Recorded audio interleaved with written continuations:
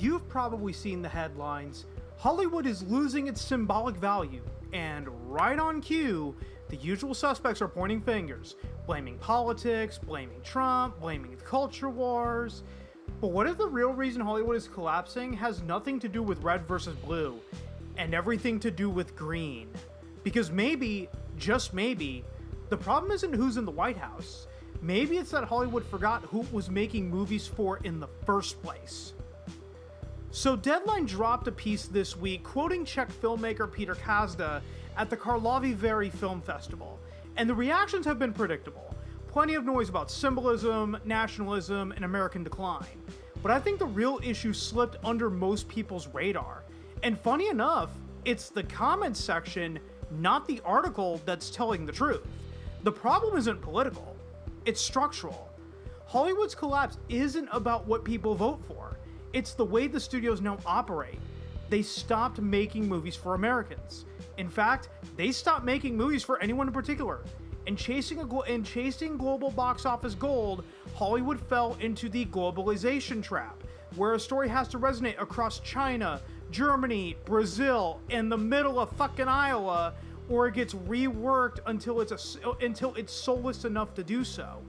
And that sounds strategic, until you realize audiences everywhere are turning to content that's proud of its cultural identity. Take Squid Game, a brutal, emotional critique of South Korean economic pressures, hierarchy, and desperation.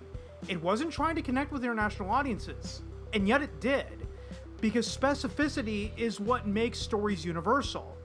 Godzilla Minus One wasn't created with Western success in mind. It was deeply Japanese, grounded in post-war anxiety and lingering trauma, and it resonated globally because it was made with conviction.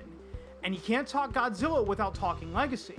The original 1954 Godzilla was pure national catharsis, processing Hiroshima and Nagasaki through metaphor. It became iconic because it was honest. Contrast that with the first American attempt, 1998's Godzilla starring Matthew Broderick, a monster movie made by committee, detached from its source and stripped of meaning. It absolutely tanked. Then came Gareth Edwards' 2014 version, which finally respected the legacy and tone. It wasn't just a creature feature. It understood Godzilla's roots and delivered something that felt earned.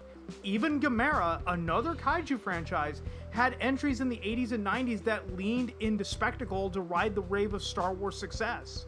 But again, those films were still proudly Japanese. They didn't dilute themselves to chase international dollars.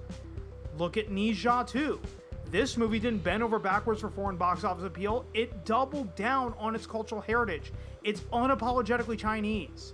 And yet it became the highest grossing animated movie of all time before it even got a US theatrical release.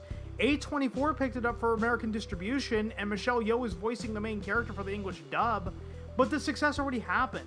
Because it was real, because it was local, because it meant something. You see this pattern in other regions too.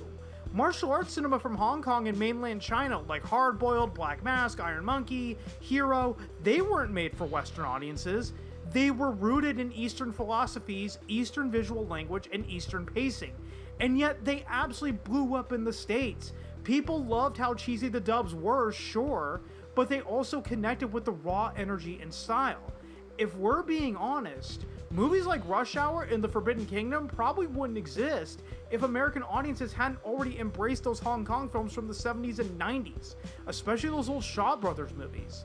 Those were made for local audiences. Their success overseas was incidental, not intentional.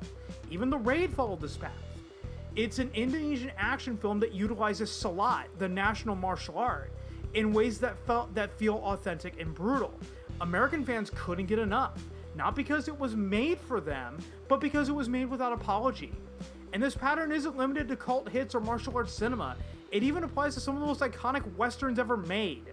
Take Seventh Samurai by Akira Kurosawa, deeply Japanese in setting, philosophy, pacing, and moral structure.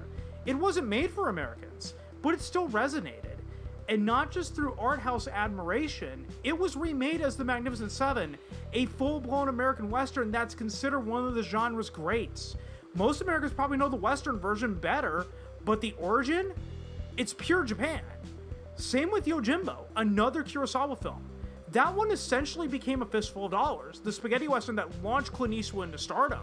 Sergio Leone didn't just borrow the story, he outright lifted it. Kurosawa sued him at the time, and won. But despite the legal drama, the influence remains undeniable. One of the most celebrated westerns of all time is a direct descendant of a Japanese samurai film. Even Star Wars, the crown jewel of American genre filmmaking, owes a debt to Kurosawa. George Lucas didn't just borrow aesthetics, he borrowed narrative structure. The Hidden Fortress, one of Kurosawa's lesser-known samurai films, tells its story from the perspective of two bumbling peasants. Lucas mirrored that in A New Hope, centering the film through the eyes of C-3PO and R2-D2, and again in The Phantom Menace, where the story revolves around Queen Amidala, but is told through the lens of Qui-Gon Jinn and Obi-Wan Kenobi. Lucas also pulled from Flash Gordon in Dune, but somehow, fans accused Denis Villeneuve's Dune adaptation of ripping off the Sandcrawlers, forgetting those elements originated in Dune. This isn't theft, it's evolution, it's creative lineage. Let's add Sisu and RRR into the mix for good measure here. Sisu, a Finnish action film about a lone prospector slaughtering Nazis in the Lapland wilderness. It's intense, uncompromising, and proudly local. RRR, a Telugu language Indian epic filled with music, emotion, revolution, and fire. It wasn't designed to please Western critics, but it became a cultural moment globally. These films didn't test screen their way into blandness. They weren't afraid to be loud, or strange, or deeply specific. They resonated because they were personal. And then there's Hollywood, the place that used to take risks, that used to provoke. Now, it's sanitized to the point of invisibility. Would we get The Wild Bunch today? That movie was highly controversial, uber violent, morally ambiguous, and it's now a pillar of American cinema. In fact, it's even considered as one of the greatest American westerns ever made, up there with The Magnificent Seven. Or Straw Dogs, a gritty, disturbing reflection on masculinity and violence. It would be shelved in today's climate. Even Crocodile Dundee, a playful Aussie export, has had broadcasts cut the "that's not a knife" line. You know, the most iconic scene from the film? That's not protecting the audience. That's neutering the art. And I did make videos at the time about the censorship of Crocodile Dundee.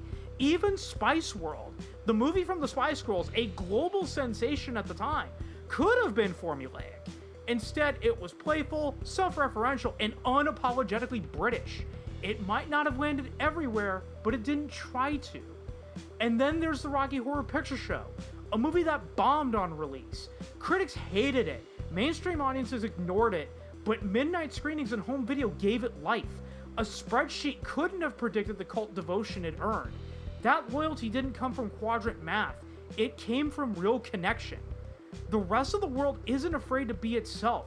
Swedish films don't worry about American appeal. French films don't hold themselves down for China. Brazilian films are about Brazil. And when those stories cross borders, they do so organically, because truth resonates deeper than calculation. Hollywood used to do that. It used to dare. It used to provoke.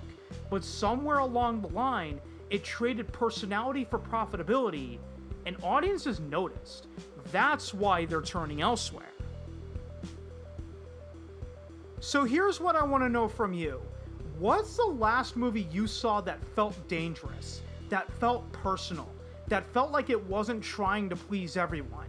Do you think Hollywood can ever go back to making movies that are proudly American, even if they don't play well overseas? And is the obsession with global appeal killing the soul of American cinema, or is there still a way forward through bold, specific, culturally grounded storytelling? At the heart of all this is a simple truth. Meaningful stories don't come from chasing everyone. They come from serving someone. The global success of culturally specific films proves that connection is built through authenticity, not neutrality. Hollywood's crisis isn't just about market strategy, it's about creative identity.